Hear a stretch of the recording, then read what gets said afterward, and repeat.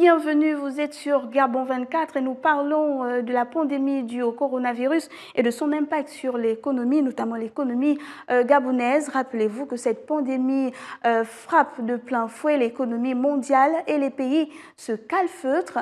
La propagation de ce virus a perturbé les chaînes d'approvisionnement et provoqué la chute de l'investissement et de la consommation, conduisant à un risque réel et croissant de récession mondiale. Et malheureusement, le Gabon n'y échappe pas, mais le président de la République, Ali Bongo Ondimba, reste optimiste et le gouvernement avec lui. Dans son adresse à la nation du 3 avril dernier, il avait annoncé plusieurs mesures afin d'atténuer le choc sur les populations, dont une importante enveloppe de plus de 200 milliards de francs CFA. Pour décortiquer l'utilisation de cette somme, durant 26 minutes, nous allons discuter avec le directeur général de l'économie, Jean-Baptiste Ngolo Aligny. Avec lui, nous allons essayer de comprendre où se trouvait le pays sur le plan économique et quelles sont les perspectives. Monsieur le directeur général, bienvenue sur Gabon 24. Merci madame et merci pour l'invitation.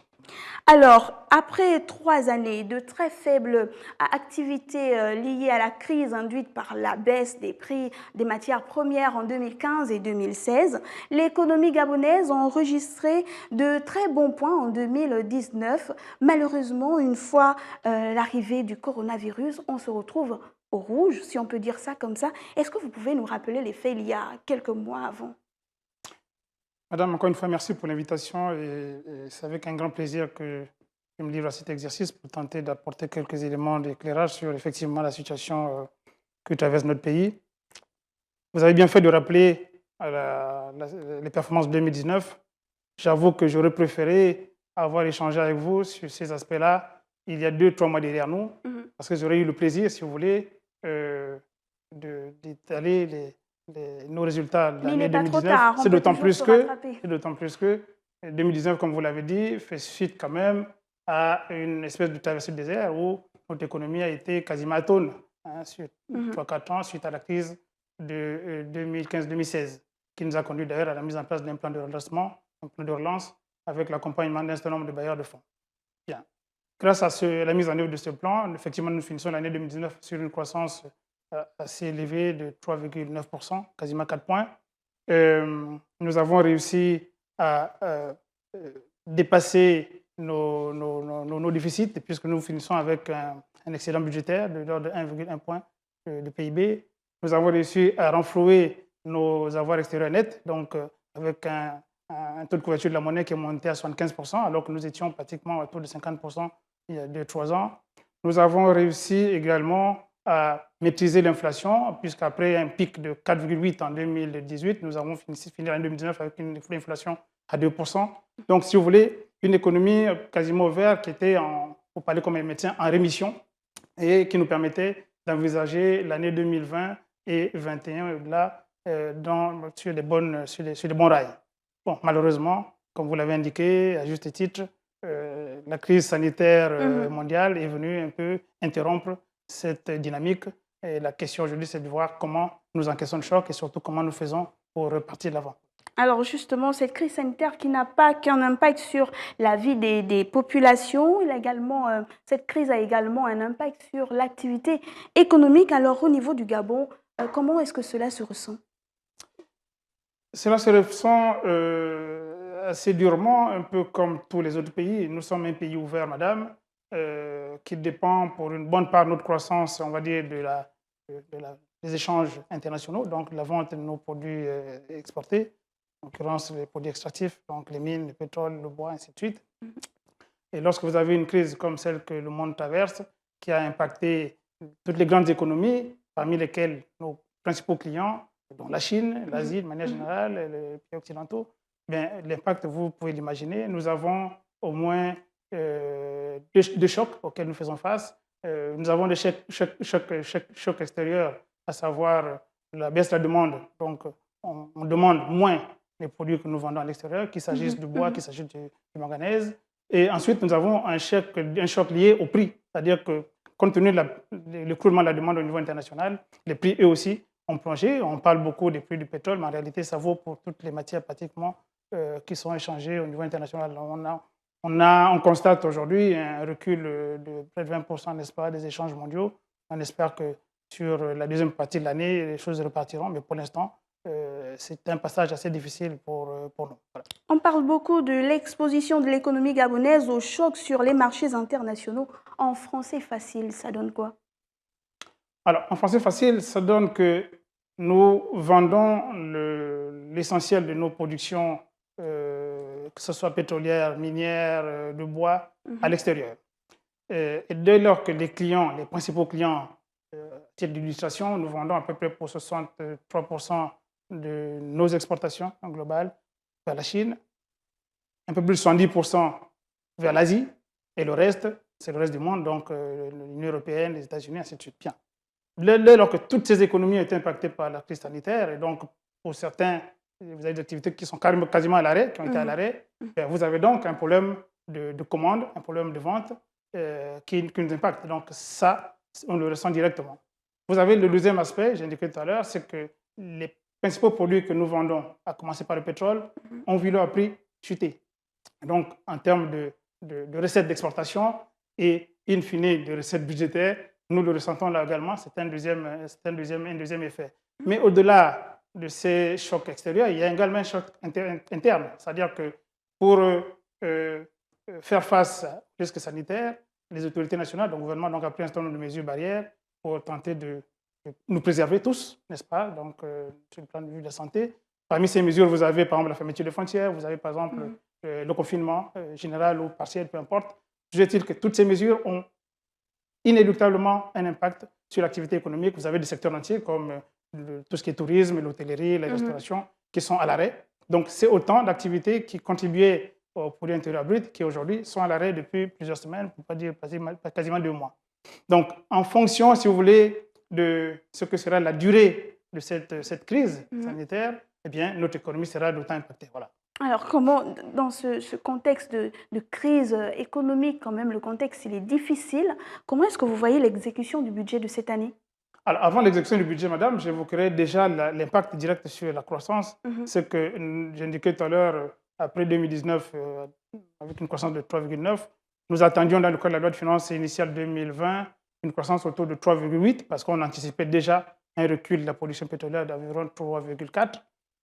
Avec la crise que nous traversons, les dernières simulations qui ont été faites par nos services montrent qu'on risque, comme beaucoup de pays, de finir en récession. Légère récession, c'est vrai, mais récession quand même, puisqu'on passerait d'une croissance attendue de 3,8. Et puisqu'on parle de récession, monsieur le directeur général, oui. Peut-être nous définir ce que c'est. C'est quoi une récession? C'est simplement, si vous voulez, au lieu d'avoir une croissance, vous avez une baisse d'activité sur l'année. Voilà. D'accord. Alors, donc je disais, au lieu d'attendre une croissance de 3,8 comme initialement anticipé dans la loi de finances, on devrait avoir quelque chose comme moins 0,2% au titre de l'année 2020, avec une aggravation du recul de la production pétrolière, c'est-à-dire au lieu de moins 3,4, on serait à moins 3,5.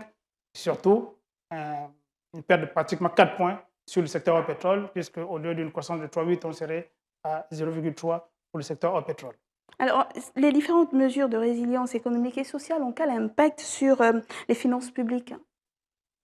Alors, pour parler des finances publiques, il faut d'abord dire que, j'évoquais tout à l'heure les simulations qui sont faites par nos services, puisque compte tenu des chocs qu'on vient de décrire, vous avez évoqué tout à l'heure dans la question précédente la manière dont le budget pourrait être exécuté. En réalité, le budget initial 2020, il n'est plus d'actualité parce que tous les fondamentaux, toutes les hypothèses sur lesquelles ce budget avait été élaboré ne tiennent plus la route, que ce soit la production pétrolière, mais surtout le prix du pétrole, les volumes attendus en termes d'exportation, de production d'abord et d'exportation, que ce soit de mines ou de bois, tout va baisser. Et donc, les services sont en train de travailler à l'élément du gouvernement sur un projet de loi rectifié. Vous imaginez qu'une crise comme celle-là ne peut pas laisser,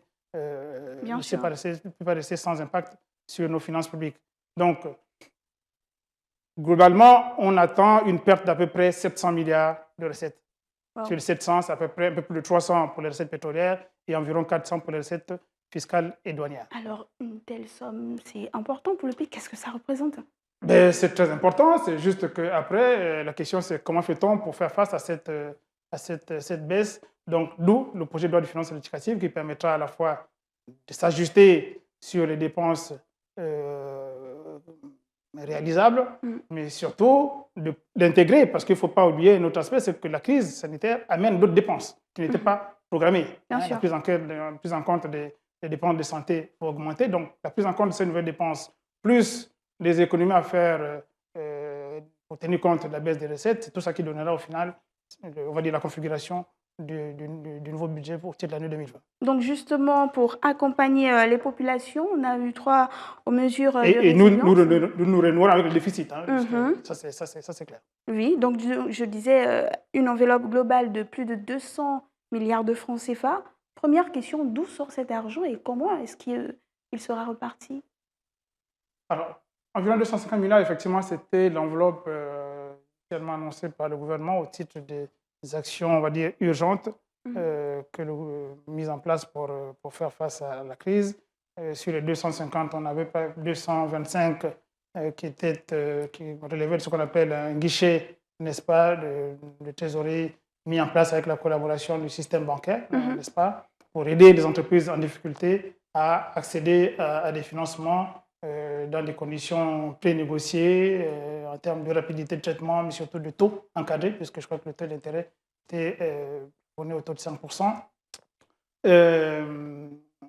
Donc il y a ça pour les trésoreries des entreprises. Et puis le reste, c'est, comme j'ai indiqué tout à l'heure, les dépenses nouvelles de santé, n'est-ce pas, autour de 19 milliards. Vous avez un certain nombre d'actions comme l'accompagnement des petits propriétaires, n'est-ce pas, qui pourraient souffrir de ce que les locataires ne seraient pas en mesure de payer du fait de leur arrêt d'activité ou de la perte de revenus. Voilà, c'est cet ensemble qui fait une enveloppe d'à peu près 250 milliards. Mais en réalité, il ne faut pas se limiter à ces 250 milliards, parce qu'au-delà, vous avez un certain nombre d'autres actions. Je crois que le ministre de l'économie en parlait encore récemment sur les plateaux de télévision, sur, par exemple, l'accompagnement des PME, Bien sûr. qui avaient des créances sur l'État, qui ont été très patientes, parce que sur les 3 années de souffrance que nous avons traversées, il faut reconnaître que la part belle a été faite au traitement de la dette extérieure. Voilà. Mais là, la décision du gouvernement, c'est de faire tout pour que nos PME puissent recevoir un peu d'oxygène. Je crois que dans les tout prochains jours, il y a une enveloppe de l'ordre de 7 milliards qui devrait être décaissée au profit des PME notamment. Je crois que la cible visée, c'est toutes les créances inférieures à 100 millions.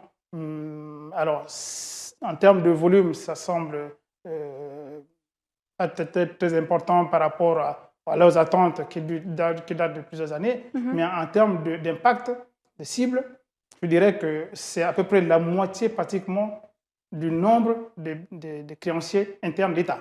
D'accord. Donc en termes d'impact, ça se ressentirait, c'est beaucoup de monde qui retrouverait un peu de sourire, enfin de quoi en tout cas traverser la mauvaise passe. Donc, monsieur le directeur général, près de 250 milliards de francs CFA, mais on sait également que le Gabon est accompagné par des bailleurs de fonds. Où va cet argent et à quoi il sert? Alors, les bailleurs de fonds, c'est un autre volet. C'est vraiment, tout le monde tombe d'accord pour dire que c'est une crise qui n'était pas attendue. Dans notre cas, le Gabon, nous sortons, on l'a indiqué tout à l'heure, d'une période de programme avec le FMI et d'autres bailleurs. Et je crois que vous avez tous lu les communiqués de satisfaction, n'est-ce pas, de ces partenaires par rapport au comportement de notre pays courant au cours du programme. La preuve, c'est qu'on a réussi à traverser toutes les revues. On était en voie de sortir du programme pour le mois de juin 2020. Et tout le monde reconnaît que la crise actuelle vient remettre en cause tous les succès, tous les bons points, pour reprendre votre propre expression, qui ont été enregistrés par le pays. Et donc, nous retrouvons les diables du passé, à savoir les déficits, et ainsi de suite. Voilà. Donc, ces bailleurs, conscients de ce que ce n'est la faute de personne, ben, tout a été fait pour que les pays impactés, pratiquement tous les pays, soient accompagnés. Et nous avons effectivement le bonheur de pouvoir compter parmi les soutiens du FMI, lequel le principal acquis, la Banque mondiale, la BAD, auprès de laquelle notre dossier est en cours d'examen, devrait passer incessamment au Conseil d'administration de la BAD, je crois. L'AFD, vous avez vu à la télé hier qu'ils étaient à la primature où il y a eu... c'est dans une enveloppe qui a été annoncée, également au titre de l'accompagnement, notamment sur le plan sanitaire. Donc voilà, nous serons accompagnés, mais encore une fois, l'accompagnement extérieur, c'est très bien, mais le plus important, je crois, c'est les efforts, on va dire, d'ajustement que nous faisons en interne pour mais d'abord réduire la voilure, n'est-ce pas, en termes de dépenses, et surtout revoir la priorisation, n'est-ce pas, de nos projets pour qu'on fasse mieux avec le moins de ressources que nous pourrons collecter au titre de l'année 2020 et au-delà. Alors, dans les actions en interne, on a bien évidemment cet engagement de l'État gabonais envers des entreprises. De quelles entreprises parle-t-on ici? Il s'agit, vous parlez de l'enveloppe de 7 milliards, c'est ça? Mais il s'agit essentiellement des PME, c'est les petites entreprises. Je disais tout à l'heure que c'est essentiellement les créanciers dont le niveau d'engagement de l'État est inférieur ou égal à 100 millions. Donc, c'est des petits, entre guillemets, petits créanciers, parce qu'il y en a qui sont beaucoup plus gros, qui ont peut-être les moyens, les reins assez solides pour patienter encore, mais le gouvernement souhaitait que dans l'urgence, on aide cette catégorie-là, parce que ce sont ceux-là qui sont les plus exposés, les plus fragiles, si vous voulez, par rapport à la crise, les plus vulnérables. Mais cela ne s'arrêtera pas là. Dans le cadre de la loi de finances, d'abord initiale, mais même dans la justificative, il y a des efforts qui seront prévus également pour continuer cet effort de désengagement de l'État, n'est-ce pas, pour rembourser les créanciers internes et permettre d'irriguer l'économie. Voilà. C'est tout ça qui contribuera, si vous voulez, à faire repartir l'activité, on l'espère, pour la deuxième partie de l'année, mais pourquoi pas, et surtout à partir de 2021.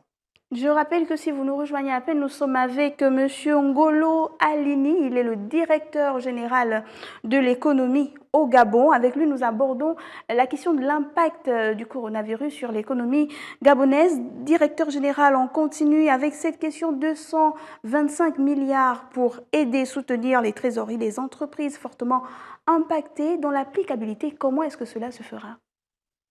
Ça se fera de la manière la plus simple, c'est-à-dire qu'une fois le cadre a été négocié par le gouvernement, et là c'est le lieu de saluer la collaboration des membres de l'APEC, donc du système bancaire gabonais, qui ont pratiquement spontanément accepté de jouer le jeu et donc d'accompagner nos entreprises qui sont leurs clients aussi. Parce que de toute façon, vous savez, les banquiers, il n'y a pas de banque sans clients. Donc si tous les clients devaient mourir demain, et les banques aussi, je crains qu'elles ne tiennent pas longtemps. Donc, on est dans un jeu quasiment gagnant-gagnant où il s'agit d'accompagner les clients pour traverser la période difficile pour que demain, tout le monde retrouve, on va dire, le chemin de la prospérité et tout le monde gagnerait à ce que les affaires reviennent au beau fixe. Donc, ce cadre a été négocié, je disais, par le gouvernement et l'enveloppe, les banquiers ont annoncé leur disponibilité. Donc, la grandeur à peu près 225 milliards, comme vous l'indiquez. Et le gouvernement a insisté pour que le coût, le loyer de l'argent ne soit pas trop élevé par rapport, on va dire, au taux de sortie habituel, qui parfois approche les 10%, voire au-delà. Donc le taux négocié est au taux de 5%, n'est-ce pas, qui sera servi dans le cadre des emprunts qui seront contactés dans ce cadre-là. Ensuite, sur on va dire, les modalités d'accès à ce financement, là aussi, tout a été fait pour que ce ne soit pas des dossiers qui vont traîner pendant 2-3 mois parce que certaines entreprises n'ont pas le temps d'attendre 2-3 mois parce qu'elles seront mortes. Donc, vraiment, tout a été convenu avec le système bancaire pour que le traitement soit diligent de telle sorte que celui qui demande l'accompagnement puisse l'avoir dans les jours ou les semaines qui suivent l'expression de la demande. Et on voudrait quand même se questionner sur des atouts. Est-ce que le Gabon dispose d'atouts en ces temps de coronavirus qui a un impact sur notre économie? Est-ce qu'il y a des atouts qui peuvent faire en sorte qu'on arrive à amoindrir les conséquences?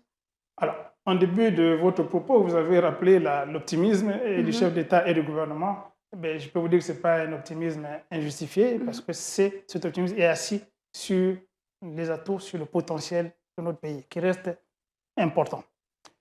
On met quoi dans ce potentiel? Potentiel, c'est quel secteur, c'est quel domaine, c'est quoi exactement? C'est pratiquement tous les domaines qui font la vie de notre économie restent encore à développer, madame. Un secteur comme les mines, on évoquait les performances de 2019, en réalité, c'est un secteur qui était, on va dire, en forte croissance. On attendait encore une augmentation de pratiquement 20% de la production au titre de l'année 2021. Donc, le potentiel, il est là. Le problème qu'on va avoir au titre de l'année 2020, ce n'est pas tant un problème de capacité de production sur l'ensemble des secteurs, c'est un problème de demande qui est contrainte, qui est réduite. Simplement, la capacité, elle reste là. Ça veut dire que pour peu que le marché international reparte, donc la demande remonte, ben, nos entreprises retrouveront le chemin de la croissance tel qu'il était dessiné, on va dire, dans la loi de finances initiale 2020. Donc, on espère retrouver une croissance, on va dire, un rattrapage important à partir de l'année 2021.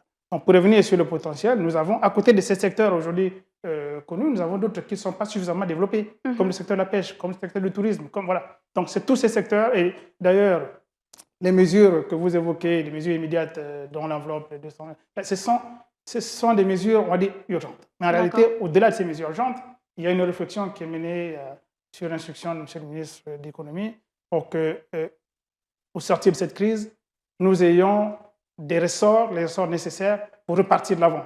Et c'est là qu'on retrouvera, on va dire, les réformes, les nouvelles réformes qui permettront d'espérer une croissance beaucoup plus forte à partir de 2021. Mais déjà, d'atténuer, vous savez, quand on annonce aujourd'hui une récession de moins 0,2, il y a des pays qui sont à moins 5. Bien sûr. Voilà. Et bien entendu, encore une fois, personne n'est magicien.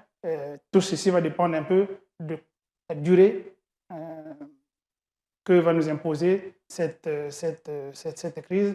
Plus tôt on en sortirait, c'est-à-dire plus tôt le virus va s'évaporer, plus tôt nous retrouverons du sourire, n'est-ce pas, au point de vue économique. Une réalité quand même est que d'après certaines prévisions, l'économie mondiale est à mal, ce qui donne des sueurs froides aux dirigeants de nombreux pays, sinon de la planète entière. Est-ce que l'avenir au Gabon est sombre? Est-ce qu'on devrait avoir peur? Est-ce que par exemple les fonctionnaires gabonais pourraient craindre de voir leur salaire coupé ou réduit, monsieur le directeur général? Écoutez, c'est gentil de vous inquiéter pour nous, pour notre avenir de fonctionnaires. Non, je crois qu'on n'en est pas là. Il ne faut pas assombrir le tableau outre mesure. Il y a une crise sanitaire. Les crises, on en a connu par le passé. Celle-là, elle est effectivement particulière parce qu'elle touche quasiment tous les pays du monde. Elle a été brutale. Elle est, on va dire, impressionnante quand on regarde le nombre de morts dans les pays en plus hautement développés qui ont des systèmes sanitaires très outillés. On voit le nombre de morts, on a raison de s'inquiéter. D'accord? Mais encore une fois, ça va passer. La preuve, c'est que vous avez des pays, pour ne parler que le pays où elle a débuté, la Chine, qui est notre premier client. On voit bien qu'aujourd'hui, la vie repart. Quand on regarde les chiffres de notre commerce extérieur sur le premier trimestre, sur les 3 premiers mois, on voit bien que même sur les lignes où vous avez des réductions, des ralentissements, ce n'est pas des ralentissements, on va dire, catastrophique. Ça montre bien que même ce gros client-là, malgré la crise qu'il a traversée, il est resté quand même, ils ont réussi à maintenir un certain nombre de niveaux d'activité qui leur permettent de repartir sans trop de casse.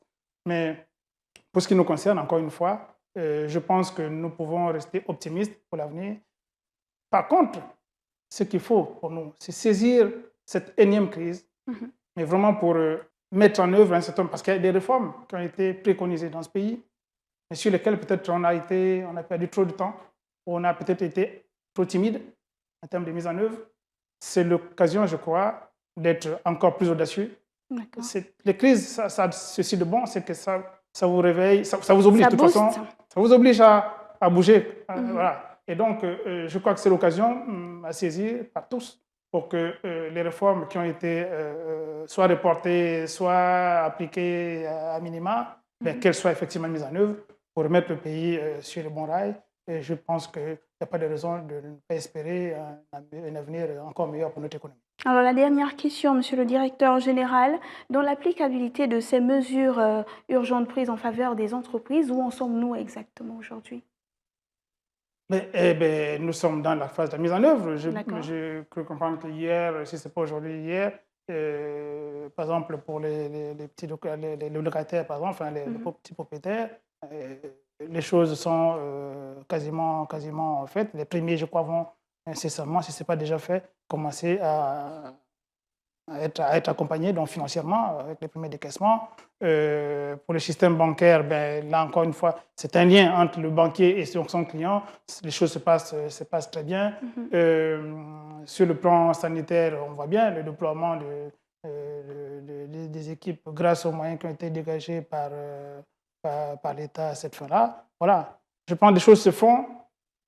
Après, il faut espérer que derrière ce qui est fait par l'État, qu'il y ait qu'on compte avec la discipline de tout le monde pour que l'impact sanitaire ne soit pas trop lourd, parce que plus l'impact sanitaire est lourd, plus le gouvernement est appelé à prendre des mesures qui contraignent l'économie, et ça, ce n'est pas bon pour espérer une sortie de crise le plus rapide possible. Alors, merci beaucoup, monsieur le directeur général. Je rappelle que vous êtes monsieur Jean-Baptiste Ngolo Aleni, directeur général de l'économie. Nul ne peut prédire quand le pic de l'épidémie de la Covid-19 sera atteint au Gabon, ni combien de victimes elle va faire. En revanche, on sait déjà que ses conséquences économiques seront désastreuses. Le Gabon a donc tout intérêt, dès à présent, à trouver des mécanismes afin de relancer son économie de façon dynamique. Nous avons abordé donc les questions de l'impact du coronavirus sur l'économie gabonaise. Alors vous qui êtes chez vous, n'oubliez pas de continuer à appliquer les gestes barrières, c'est-à-dire tousser ou éternuer dans le creux de son coude, se tenir à 1 mètre au moins de distanciation sociale des autres personnes et surtout lavez-vous les mains tout le temps avec de l'eau et du savon ou du gel hydroalcoolique. Portez obligatoirement votre masque lorsque vous sortez de chez vous. L'information est en continu sur Gabon 24 et sur nos réseaux sociaux. Merci de nous avoir suivis. Au revoir.